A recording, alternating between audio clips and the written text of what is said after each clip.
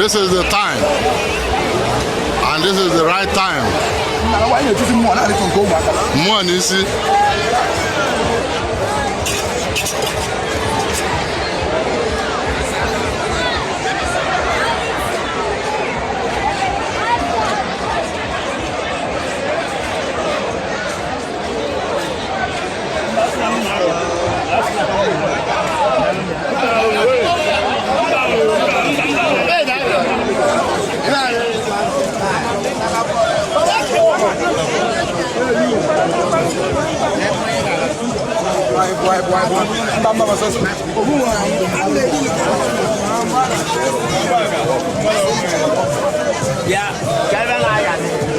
Yes, another cross section of this masquerade everywhere in Ilota.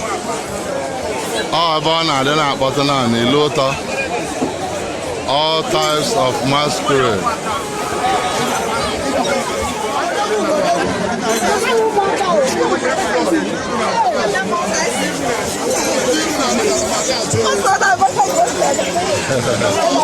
Oh no. Oh no, it happens those on Chagi, man.